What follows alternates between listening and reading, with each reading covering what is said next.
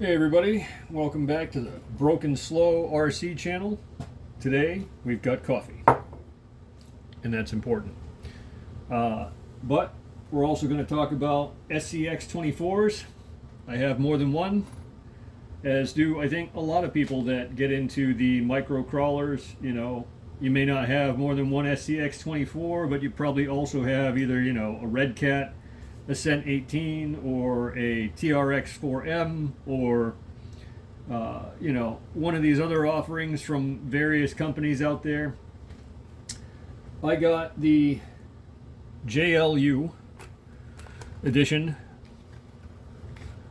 quite some time ago. I'm not even sure how long ago.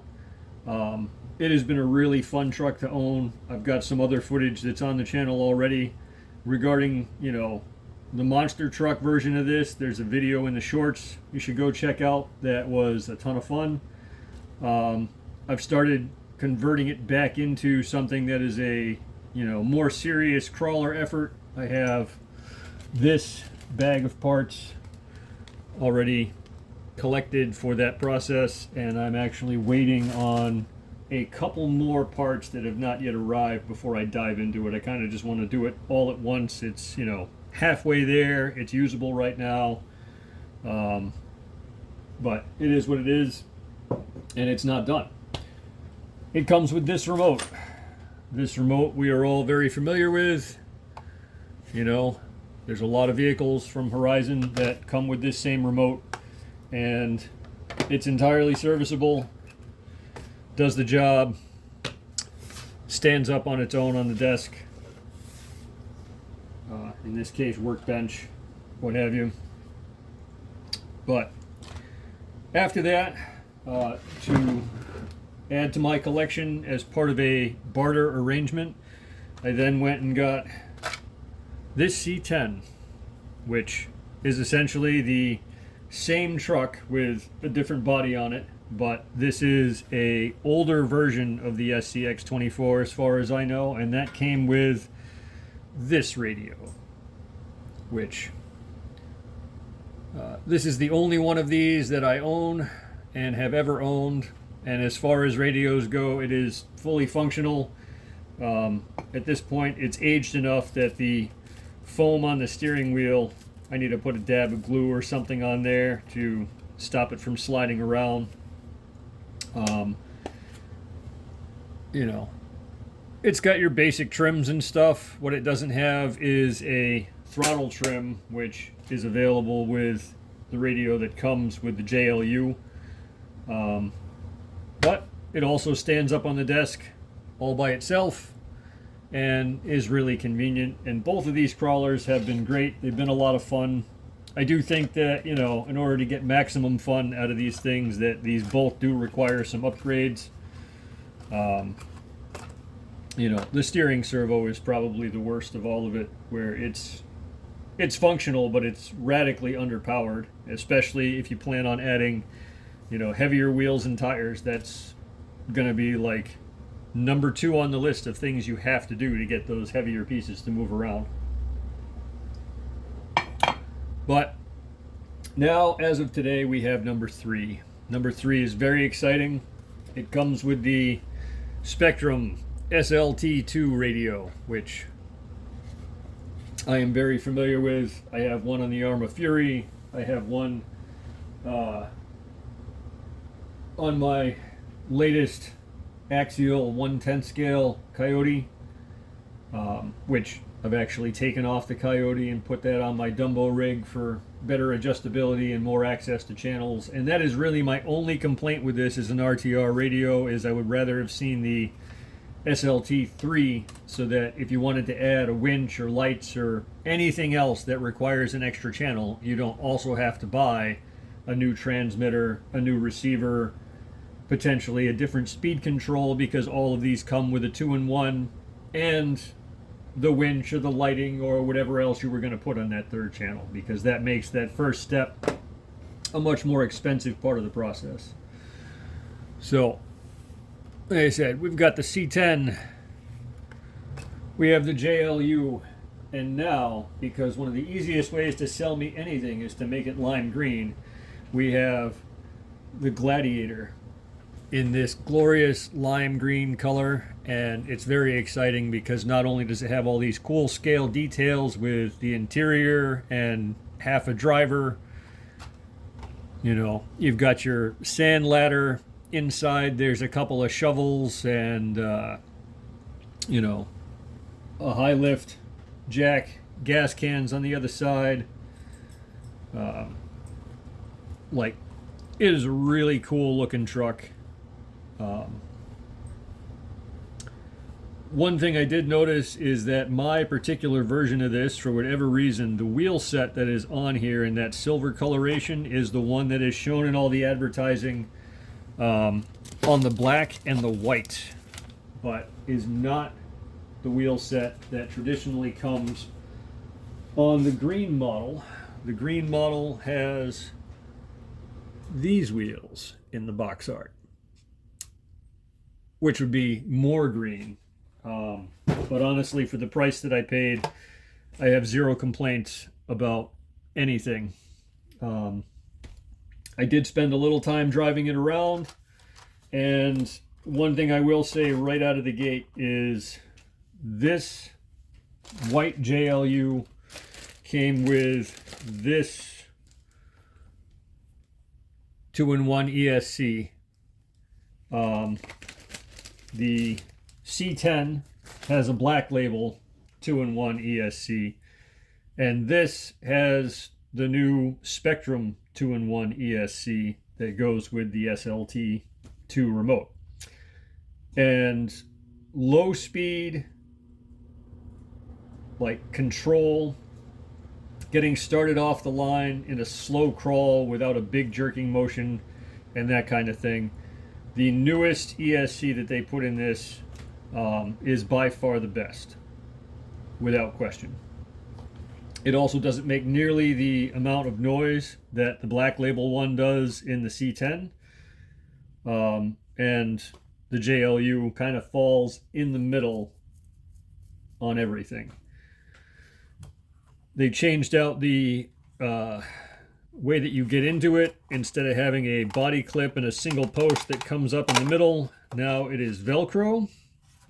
There's that Spectrum ESC sitting right on top.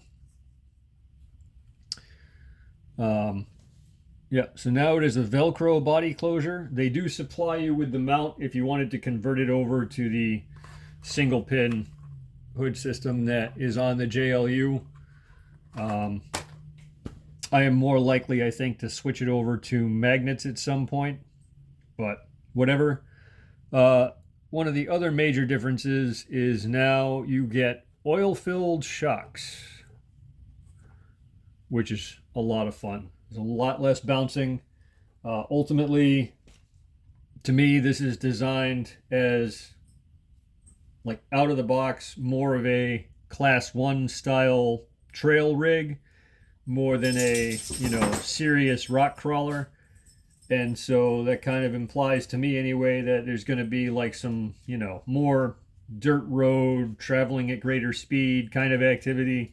And oil-filled shocks are going to really excel under those conditions versus obviously the non-oil shocks, which have a lot more bouncing. But if you're doing more slow speed, serious rock crawling, not having oil is not nearly as big of an impact, at least not from what I've seen. You know, and so that's a non-issue. Like I said, the servo and the motor are the same as they have always been. You know, it is a 0-30 88 turn dynamite motor and the AS1 servo with axial branding. You know, both items are functional. They make the truck go forward and backward. It does turn the front wheels.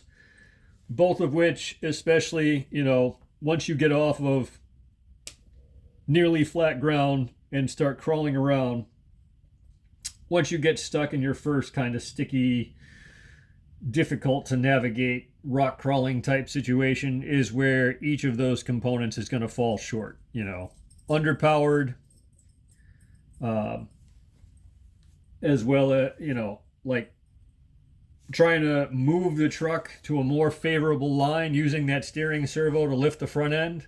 Not a thing that happens. You know, those are both likely to be upgraded in fairly short order. But like I said, that's been the same the whole time. Honestly, the rest of it, I think, is a pretty significant upgrade.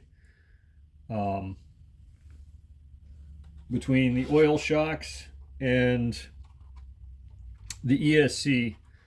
The thing that so far I like the least about this Velcro is I tend to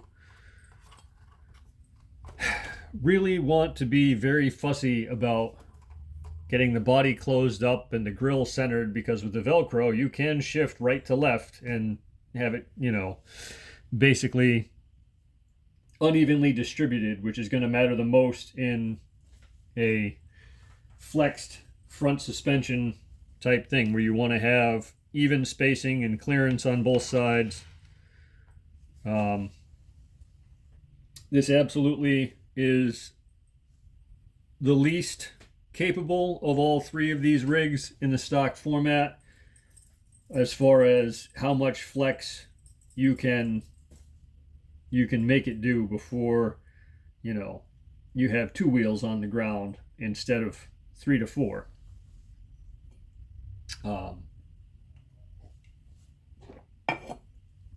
This obviously has the significantly longer wheelbase, you know, front wheel to front wheel. You can see, I can see anyway, you know, where the rear tire on each of those stops. Like that's significant, and it shows up in use when you go to crawl around. You're going to get high centered a lot more easily, but you're going to be able to handle incline a lot better. So, you know, let me pause the video. I'm going to take this over there. We'll do a brief bit of driving with it. And then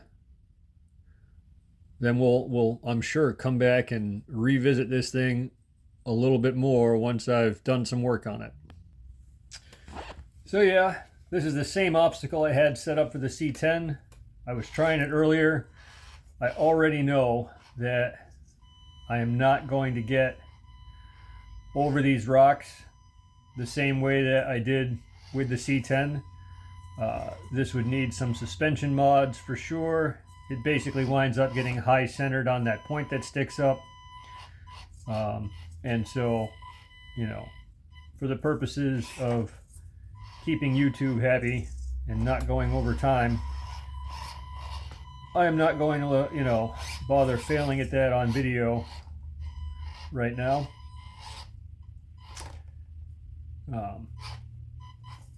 But you can see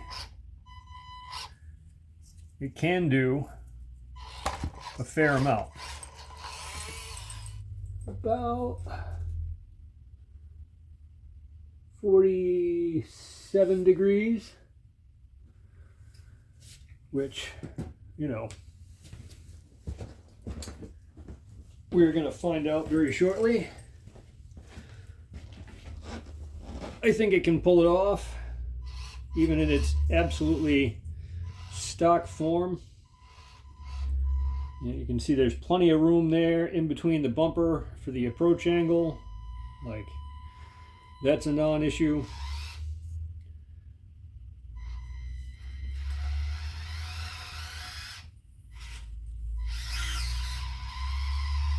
Get a little bump to get over that, but no problem.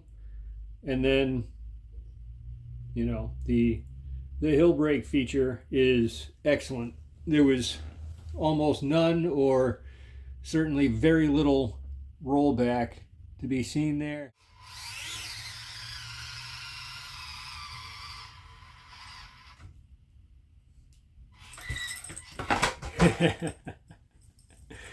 Good stuff. All right. Catch you next time. Have a good day.